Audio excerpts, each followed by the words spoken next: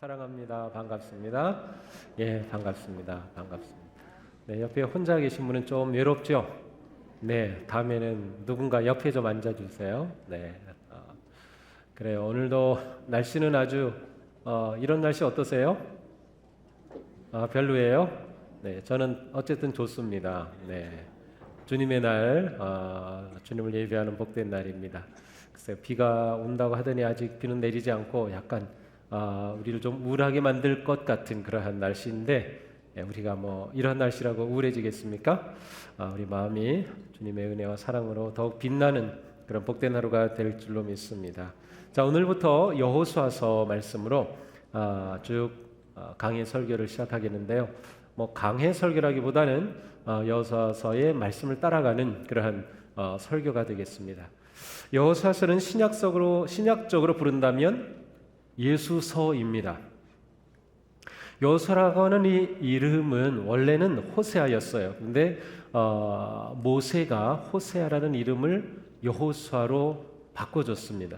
근데 호세아나 여호수아나 똑같이 의미가 여호와께서 구원하신다라는 뜻입니다. 그런데 이 동일한 이름이 신약 시대에는 예수라고 불립니다. 그래서 히브리어 예슈아가 신약시대 와서는 예수스로 불려요. 그래서 여호수아, 호세아, 예수는 사실 같은 이름입니다.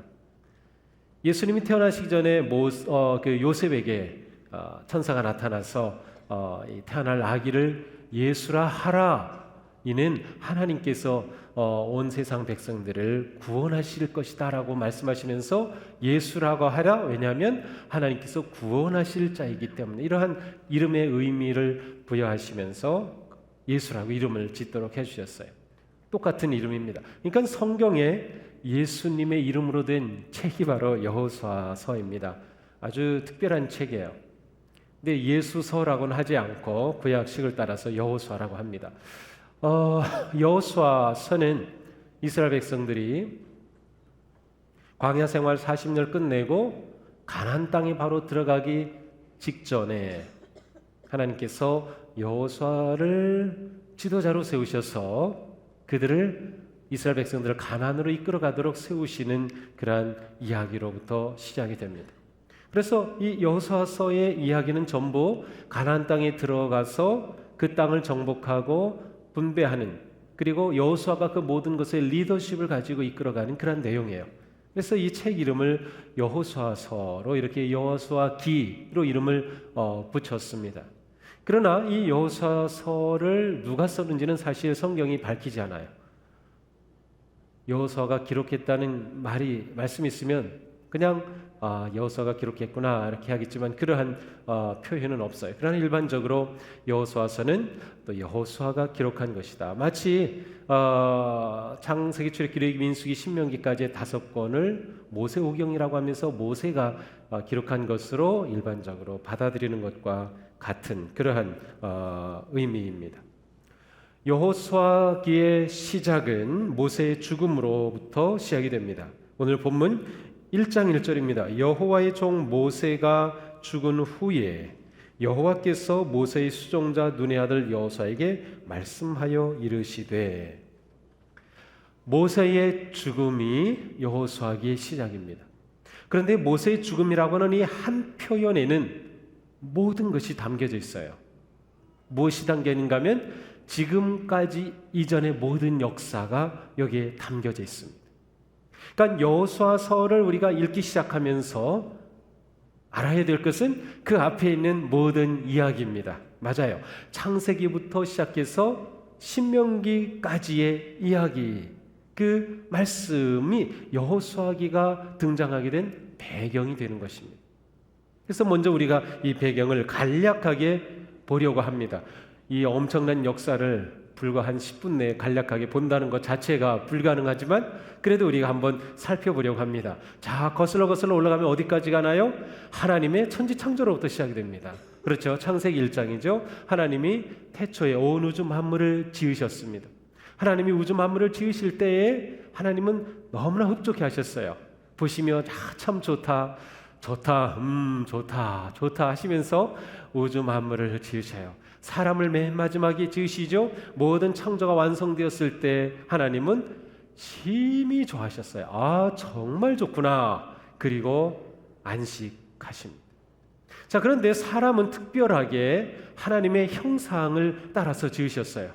아담을 지으시고 그리고 아담에게서 하와를 지으셨어요. 하나님의 형상을 따라 지으셨다는 것은 하나님과 아주 친밀한 교제를 나눌 수 있는 관계로 지으셨다는 거예요. 왜 그런가 하면 하나님은 이 사랑의 관계를 너무도 좋아하시고 본질적으로 사랑이시기 때문에 사랑은 관계 없이는 불가능하잖아요. 그래서 하나님은 처음 존재하실 때부터 성부, 성자, 성령 삼위의 아주 깊고 친밀한 관계로 존재하시는 분이에요. 그런데 그 관계를 확장하시는 거죠. 우주 만물을 지으시고 세상과 그 관계를 맺기를 원하시고 특별히 사람과 그렇게 맺기를 원하셔요. 그래서 아담과 하와를 지으시고 너무도 기뻐하셨어요. 아담과 하와는 에덴 동산에서 하나님과 이 깊고 친밀한 사랑의 온전한 관계 속에서 정말 복된 삶을 사는 거죠. 그런데 이 관계에 문제가 생긴 겁니다. 하나님께서는 모든 것을 다 그들이 즐기도록 하셨지만 그들에게 금한 것이 있었어요. 창세기 2장 17절입니다. 선악을 알게 하는 나무의 열매는 먹지 말아라. 그런데 그만 사탄인 뱀의 꼬임에 넘어가서 그 열매를 하와가 먹고 또 아담에게 주고 아담도 먹고 말았어요. 하나님의 말씀에 불순종한 거죠. 그래서 인간에게 죄가 들어온 것입니다. 자, 처음에는 하나님 온전하신 하나님께서 하나님의 형상대로 지으신 순수무구한 아담과 하와였지만 그들에게 죄가 들어오니까 하나님과의 관계가 멀어집니다. 자신들이 부끄러운 존재인 것을 보고 부끄러움을 느끼고 수치감을 느끼고 그래서 옷을 지어 입고 하나님 앞에 자신을 숨깁니다. 하나님이 사랑의 관계의 대상이 아니라 두려운 대상이 되고 만 거죠. 그들의 이 불순종의 대가는 엄청났습니다. 그들은 에덴에서 추방되어 하나님과의 깊고 친밀한 관계는 깨어지고 말았습니다. 뿐만 아니라 죄가 들어오게 됐을 때 인간 관계가 깨어지죠. 가인과 아벨의 관계, 형제 관계인데 가인이 아벨을 죽이는 엄청난 일까지 일어납니다. 또한 땅도 자연도 인간과 관계가 깨어져서 사람이 일하는 것이 고통이 되었어요. 죄가 인간의 그 엄청난 문제를 가져오고 만 것이죠. 이렇게 죄가 잉태된 채로 인류가 불어납니다. 그러니 그 죄가 기본적으로 있기 때문에 사람들이 하나님을 하나님으로 존경하고 예배하고 하나님 앞에 바로 살지를 못해요. 죄악이 점점 세상에 넘쳐나죠. 그래서 죄가 관영하다, 넘쳐난다는 표현을 써요. 의로우신 하나님께서 죄를 보고 계실 수가 없죠. 심판하셔야 되죠. 그러나 또한 하나님은 사랑의 하나님이기 때문에 의로운 사람까지 함께 심판하실 수는 없어요. 그래서 하나님 보시기에 의로운 노아의 가족 8식구를 구해 주셔요. 방주를 짓게 하시고 그들이 방주에 들어가서 하나님의 대홍수 심판을 면하게 해 주십니다. 하나님께서는 홍수 이후에 노아의 가족들을 통하여서 다시금 인류가 벌어 불어나게 하십니다. 그러나 여전히 그 속에 죄성이 있어서 그들이 하나님 앞에 제대로 서지를 못해요. 죄 가운데 빠져요. 그리고 점점 교만해져서 우리의 이름을 내자, 우리의 이름을 높이자 그러면서 바벨탑 프로젝트를 시작합니다. 자신의 이름을 하나님보다 높이고 자신이 온 우주의 온 세상의 주인인 것처럼 바벨탑을 쌓기 시작하죠. 하나님께서 그러한 교만한 인간들을 두지 않으셨어요. 그들의 언어를 혼잡케 하시고 결국 그들은 온 세상에 흩어지셔요. 원래 하나님께서 사람을 지으시고 우주 만물을 지으셨을 때 생육하고 번성하는 것이 하나님의 계획이셨어요. 풍성하게 생육하고 번성. 그런데 그들은 흩어지지 않고 모여서 교만해져서 자기 이름을 세우려고 했던 거죠. 하나님께서는 바벨탑 프로젝트를 중단시킨 거예요. 그들은 온 세상으로 흩어집니다. 하나님이 얼마나 가슴이 아프셨을까요? 내가 친밀한 사랑의 관계를 위해서 아담과 하와를 지으고 인류를 이 땅에 내시고 처음에는 심히 만족하셨는데 죄 가운데 죽어가는 그 사람들을 보시는 하나님의 마음은 너무 아프셨어요. 이래서는 안 되겠다. 내가 이들을 구원하고 이들이 진정 복된 사람이 되도록 해야 되겠다고 생각하신 하나님이 한 사람을 택하십니다. 아브라함입니다. 지금의 이라크 지역에는 하란에 있는 아브라함을 하나님께서 부르시죠. 내가 너로 큰 민족을 이루게 하겠다. 네가 복이 되게 하겠다. 그래서 너로 말미암아 온 인류가 복을 받게 하는 그 일을 내가 이제 시작할 거다. 아브라함은 믿음으로 하나님의 그 말씀을 받들고 하나님의 말씀에 순종해서 머나먼 땅 가나안을 향해서 가게 됩니다. 하나님께서 아브라함의 자손을 별처럼 많게 해주시겠다고 했는데 자손을 주지 않으셔요. 그래서 아브라함은 자기 나름대로 자기 후손을 얻으려고 노력하지만 그것은 하나님의 계획이 아니에요. 마침 100세 되었을 때 하나님은 이삭이라고 하는 언약의 아들을 주시죠. 아브라함, 이삭, 야곱으로 이어지는 족장들의 이야기를 통해서 한 민족을 세워가시는 하나님의 이야기를 보게 됩니다. 자, 그런데 야곱 때에 이르러서 야곱은 아주 역기능 가정을 이루었어요. 아내가 넷인데다가 아들이 12에 딸 하나가 있었는데 이 엄마들이 다 다르고 다 다르니까 이 가정이 그야말로 사랑으로 화합하고 하나 된 가정이 아닌 거죠. 가정에 문제가 너무도 많은 거죠. 그러다가 11번째 아들 요셉이 일하는 형들 심부름을 갖다가 그만 형들의 미움을 받아서 노예로 팔립니다. 머나먼 이집트까지 팔려가죠. 그러나 거기에서 보디발이라고 하는 시위대 장교 집에서 노예로 시작한 그 인생이지만 그곳에서 그는 인생 재기에 성공합니다.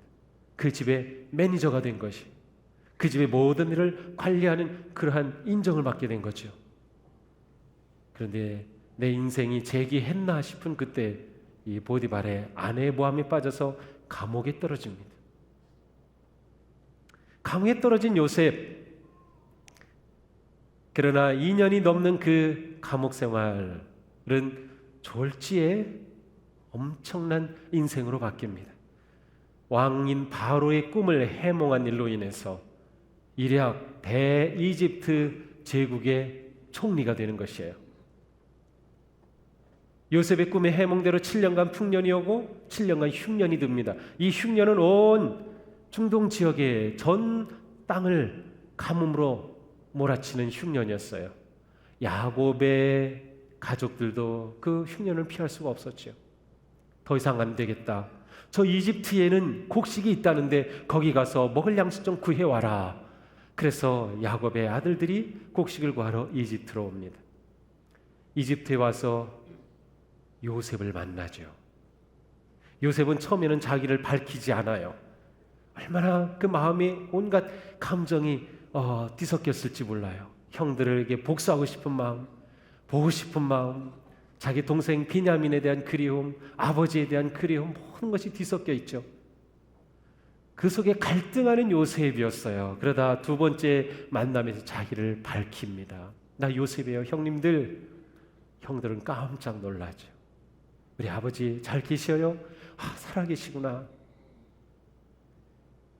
이집트의 총리가 된 요셉은 자기 아버지의 모든 식구들을 이집트로 특별 이민시킵니다. 그래서 야곱의 가족 70명은 이집트로 이주합니다.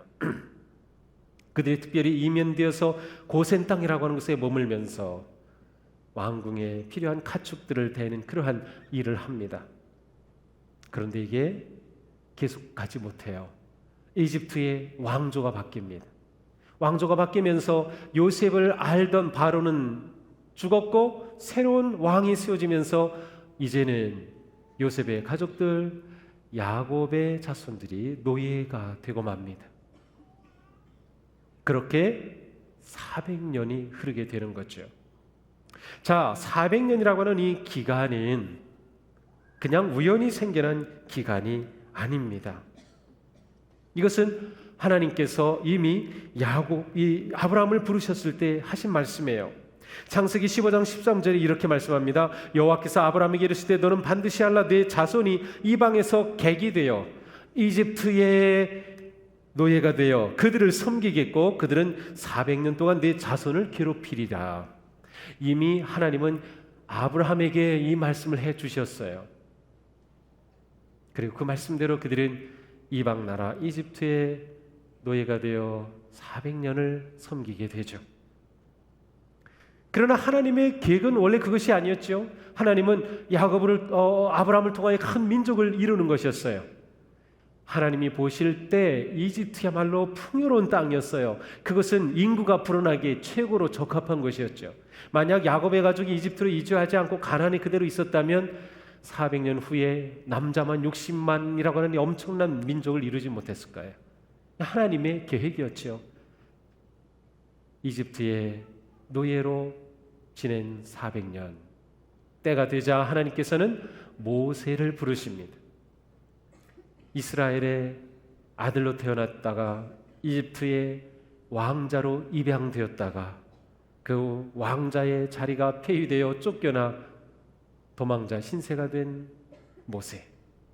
이제는 나이도 80이 되어서 소망이 없을 그때 하나님께서는 모세를 부르십니다. 내가 가서 내 민족의 고통을 내가 들었으니 그들을 구원하겠다. 내가 가야 되겠다. 모세는 계속 거절하죠. 저 입이 둔합니다. 저 말도 제대로 못합니다. 아마도 모세는 말도 더듬고 했던 사람인 것 같아요. 내가 네 형 아론을 보내줄게. 형은 말도 잘하고 모세보다 훨씬 그러한 점에서는 뛰어났던 것 같아요. 모세는 하나님의 부르심에 결국 순종하고 이집트로 가서 바로를 만납니다. 바로를 만나서 하는 이야기는 딱 하나입니다. 내 백성을 내보내라 하는 거죠. 그러나 장정만 60인만이라고 하면 200만은 좋게 될 그 노동력을 바로가 놓을 리가 없어요. 그렇게 보낼 수가 없는 거죠. 거절하죠.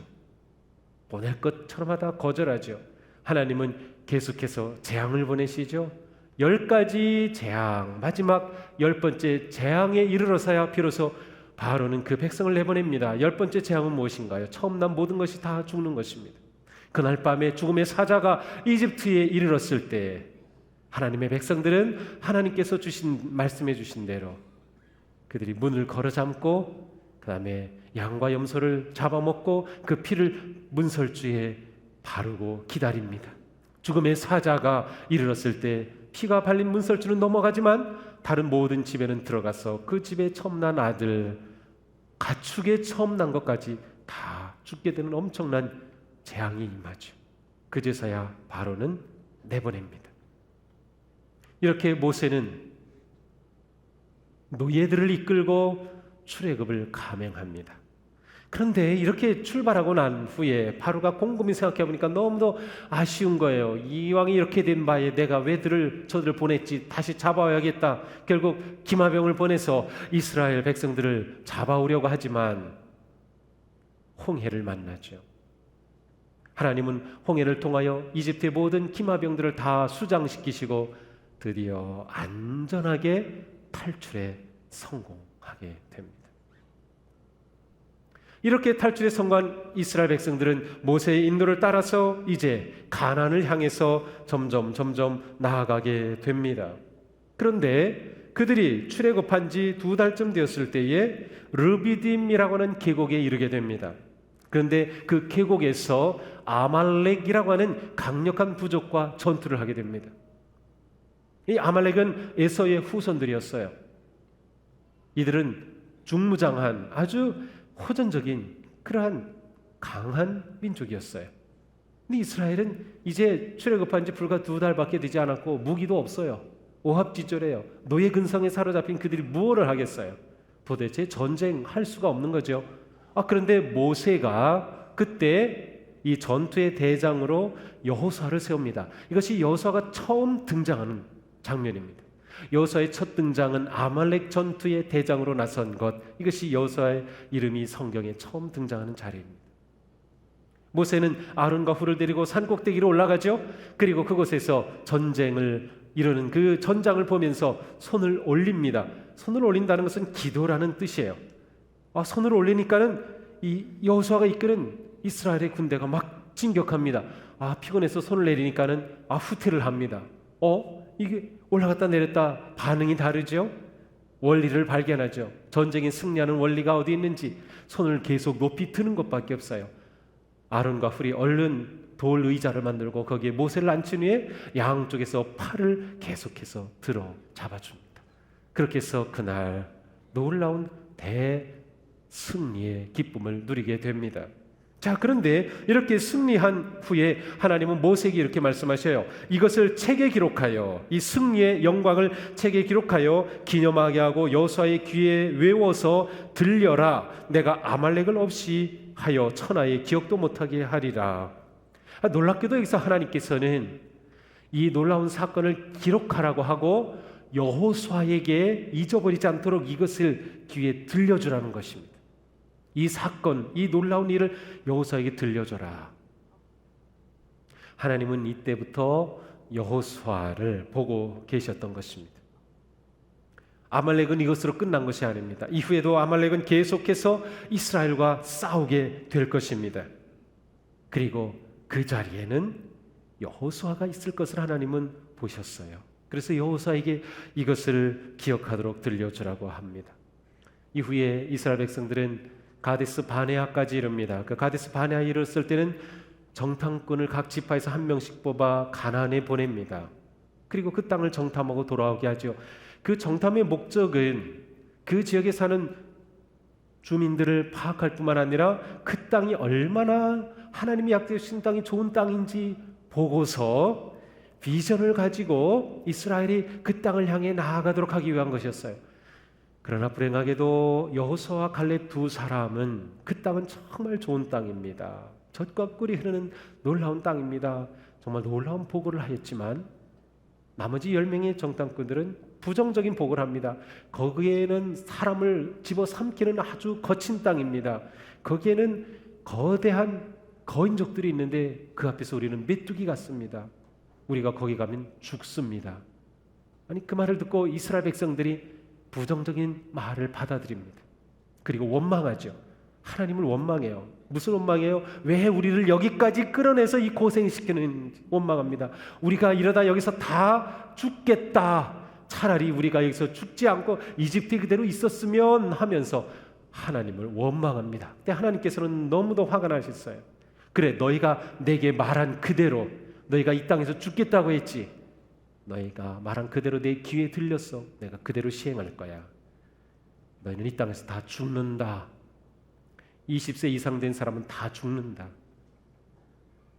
그리고 너희가 40일간 정탐했는데 하루를 1년으로 계산해서 40년간을 너희가 광야에서 보내게 될 거다.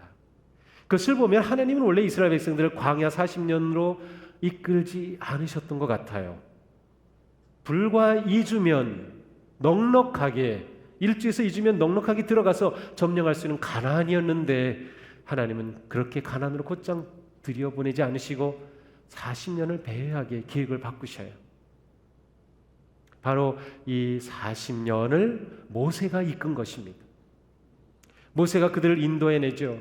그들이 먹을 수 있도록 만나가 내려지고, 그들이 먹을 수 있도록 메추라기가 내리고, 그들이 마실 수 있도록 바위에 물이 터지는 놀라운 일들이 일어납니다.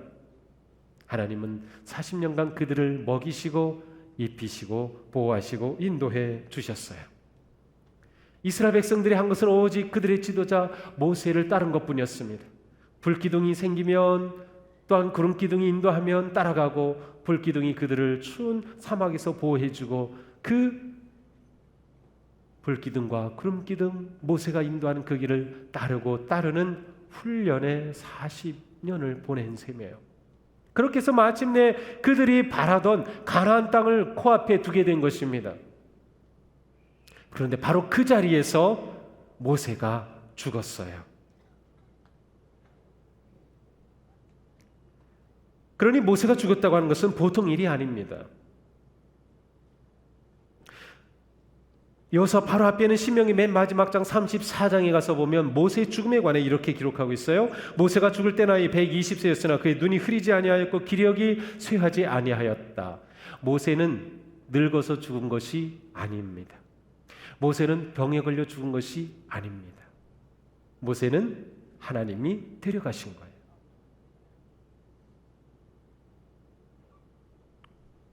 어떻게 보면 모세가 그대로 있었으면 지금까지 그들을 이끌어왔던 그 리더십을 가지고 가나안까지 잘 들어갈 수 있을 것 같은데, 하나님은 모세가 그들을 이끌고 들어가는 것을 허락하지 않으셨어요. 그러나 이것은 하나님의 선한 계획이었어요. 이스라엘 백성들이 모세를 의지하지 않고 하나님 보기를 원하셨던 거예요. 그들이 하나님 백성이 되기를 원하셨어요. 사실 그들은 모세를 하나님처럼 여겼던 거죠. 하나님께서 모세를 그렇게 가나안에 들여보내지 않으신 것은 사실 한 사건과 관계되어 있어요. 그것은 무리바 사건이라고 합니다. 민수기 20장에 가서 보면 이스라엘 백성들이 막 목마르다고 막 아우성치고 원망하고 막 그러니까 하나님께서 모세와 아론에게 바위에게 명령해서 물을 내게 하라, 그렇게 말씀하셔요. 근데 이 모세가 이 원망하는 백성들을 보고 그냥 화가 나가지고 그 분노에 못 이겨서 지팡이로 바위를 2번 내리칩니다. 그래서 물이 터졌어요. 물이 나오긴 했는데 하나님의 방법이 아니었어요. 하나님은 바위에게 명령하라고 했는데 모세는 바위를 쳤어요. 하나님이 그것 때문에 기분이 상하셨어요. 그래서 모세에게 이렇게 말합니다. 나를 믿지 아니하고 이스라엘 자손의 목전에서 내 거룩함을 나타내지 아니한 고로 너희는 아론과 모세, 너희는 이 회중을 내가 그들에게 준 땅으로 인도하여 드리지 못하리라.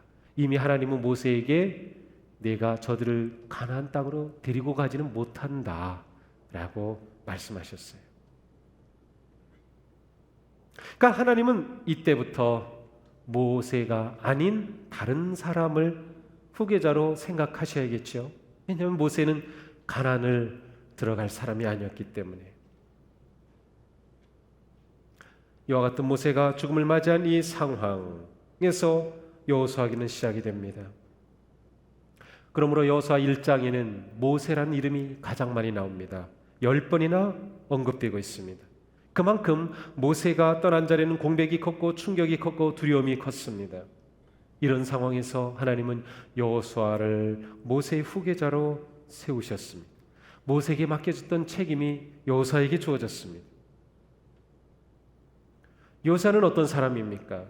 아말렉 전투에서 승리로 이끌었던 대장이었죠.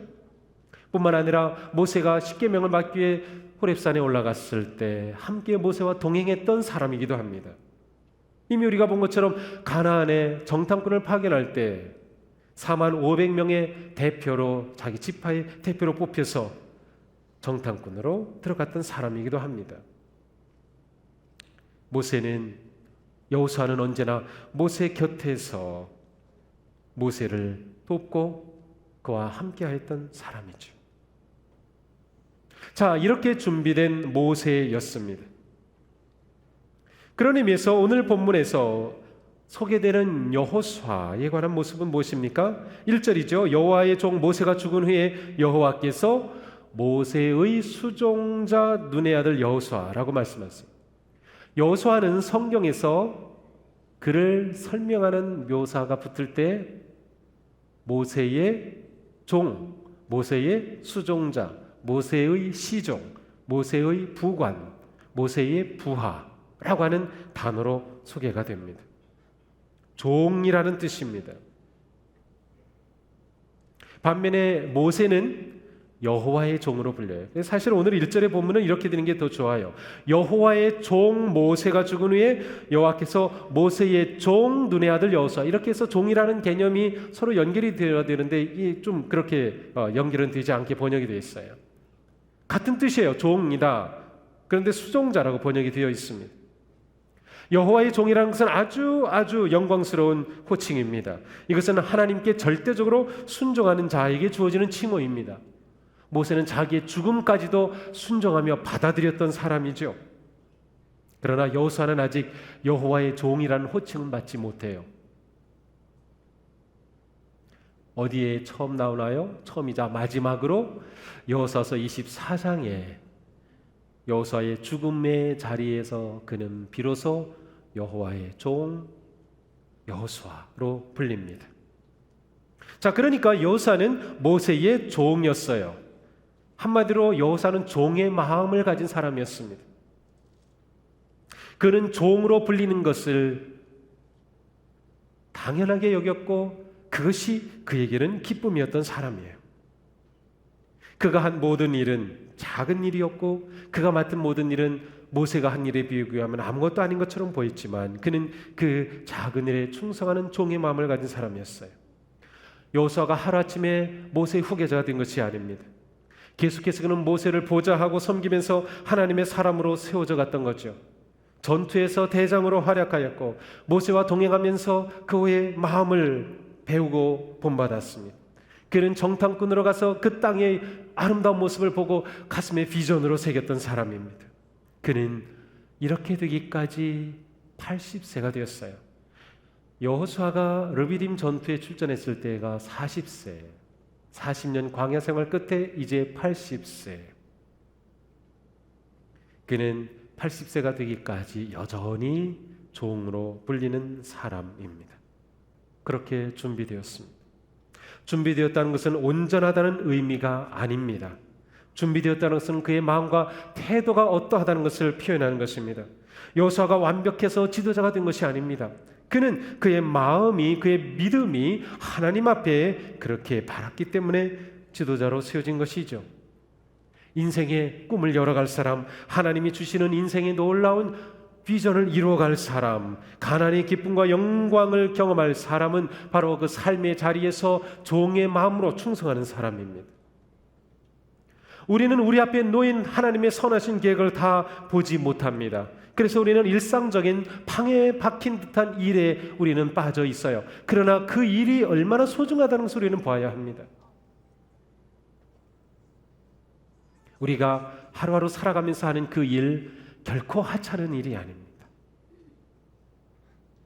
집안에서 하는 작은 일, 회사에서 하는 일, 사업하며 하는 일, 사람을 만나는 일, 학교에서 공부하는 것, 그 모든 것들 결코 작은 일이 아니에요. 그것은 아주 중요한 일입니다. 왜냐하면 그 삶의 자리가 내가 종의 마음으로 살아야 할 자리이기 때문에 그렇습니다. 우리가 종의 마음을 가지면 우리는 우리의 삶의 모든 자리에서 종의 마음으로 섬기게 될 것입니다. 그렇게 섬길 때 하나님은 그에게 소명과 사명을 부어주시는 것입니다. 하나님은 여호수아를 후계자로 세우십니다.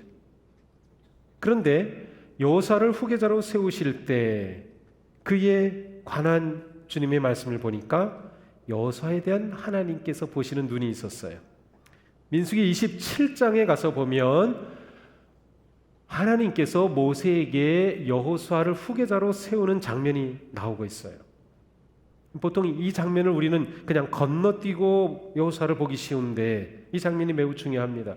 민수기 27장 18절 이하입니다. 여호와께서 모세에게 이르시되 눈의 아들 여호수아는 그 안에 영이 머무는 자니 너는 데려다가 그에게 안수하고 그를 제사장 엘르아살과 온 회중 앞에 세우고 그들의 목전에서 그에게 위탁하여 내 존귀를 그들에게 돌려 이스라엘 자손의 온 회중을 그에게 복종하게 하라. 모세를 통하여 여호수아에게 안수함으로 그를 지도자로 세우신 장면이 나와요. 그런데 하나님께서 보신 기준은 하나였습니다. 영이 머무는 자였어요. 모세는 종의 마음을 가졌을 뿐만 아니라 하나님의 영이 머무는 사람이었어요. 이것은 하나님이 그를 세우신 가장 중요한 기준입니다. 하나님의 영이 머문다는 것은 온전히 하나님의 사람이 된다는 것입니다. 하나님께 온전히 순종한다는 것입니다. 온전히 하나님의 다스리심을 따르는 사람이라는 뜻입니다. 여호수아의 충성과 성실은 바로 그 안에 머무시는 하나님의 영에 대한 그의 헌신과 순종이었습니다. 하나님은 언제나 하나님의 영이 머무는 사람을 세우십니다. 하나님의 영이 머무는 사람을 사용하십니다. 우리가 사역의 부름을 받을 때, 우리가 사역에 헌신할 때 중요한 것은 우리가 가진 지식과 능력과 경험이 아닙니다. 내게 충분한 재능이 있는지, 자격이 있는지가 중요한 것이 아닙니다. 물론 그것이 필요합니다. 그러나 이것보다 더 중요한 것이 있다면 그것은 바로 그 사역에 대한 열정과 그 사역에 대한 소명이 하나님께서 주신 것인가입니다. 하나님의 영이 그 안에 있는 사람인가입니다. 하나님의 영이 그 안에 있다면 재능이 부족하도, 능력이 되지 않아도, 상황이 충분하지 않아도 넉넉히 그 일을 감당해낼 수 있어요. 하나님의 영이 도우시기 때문입니다. 그리스도인은 하나님의 영, 그리스도의 영이 거하는 사람이에요. 우리가 그리스도의 영에 거하지 않고서는 예수님을 그리스도라 고백할 수 없기 때문이에요. 우리가 그리스도인이라고 말할 때 예수님을 주님이라고 그리스도라고 우리가 고백한다면 우리 안에는 그리스도의 영이 계시다는 뜻입니다. 나는 정말 그리스도의 영의 사람인가가 중요한 것입니다. 내가 그리스도의 영, 성령님께 순종하고 의지하고 그분의 지혜와 그분의 능력을 내가 의지하고 순종하는가가 중요한 것이죠. 이렇게 하나님의 영이 거하는 사람에게는 두려움이 없을 것입니다. 불안하지 않을 겁니다. 염려하지 않아도 되는 것입니다. 이제 우리는 여호수아기를 통하여 하나님께서 하시는 놀라운 일을 보게 될 것입니다. 이때는 주전 1405년경입니다. 이스라엘 백성들을 이끌고 가나안에 들어가는 모습을 우리는 보게 될 것입니다. 모세가 그들을 이끌고 이곳까지 와서 120세의 세상을 떠났습니다. 이제 80세의 노익장 여호수아가 그들을 이끌고 계속해서 하나님의 역사를 이루어 가게 됩니다. 24장까지는 여호수아의 12장 딱 절반은 7년간의 정복 전쟁 이야기입니다. 그리고 나머지 12장은 그 정복한 땅을 분배해 주는 이야기입니다.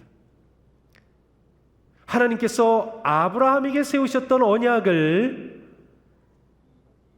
이루어 가시는 이 놀라운 일, 우리는 여호수아서를 통해서 보게 될 것입니다. 하나님이 얼마나 신실하신 분이신지 우리는 보게 될 것입니다. 하나님께서 어떻게 그 언약을 성취하도록 도우시는지 보게 될 것입니다. 여호수아를 통해 나타난 그의 리더십과 믿음의 모습, 그리고 이스라엘 백성들의 순종과 갈등과 때로는 실패와 그들의 변화되는 모습을 우리는 보게 될 것입니다. 언약의 백성으로 세워지는 것이 무엇인가 우리는 보게 될 것입니다. 우리는 여호수아서를 통해서 우리에게 정말 중요한 것을 보게 될 것입니다. 여호수아기는 가나안 땅에 들어간 그 땅을 차지하는 이야기이듯이 가나안 땅은 우리에게 하나님의 나라이기 때문이에요. 그래서 우리는 믿음과 소망을 가지고 하나님의 나라를 바라보게 되며 또한 하나님께서 우리 가운데 어떻게 하나님의 나라의 삶을 세워가시는지, 그리고 예수 그리스도의 재림으로 인하여서 이루어질 온전한 하나님의 나라에 대한 그 영광을 우리가 기대하며 소망하게 되는 그런 복된 말씀을 만나게 될 것입니다. 이스라엘 백성들은 여호수아를 따라갔습니다.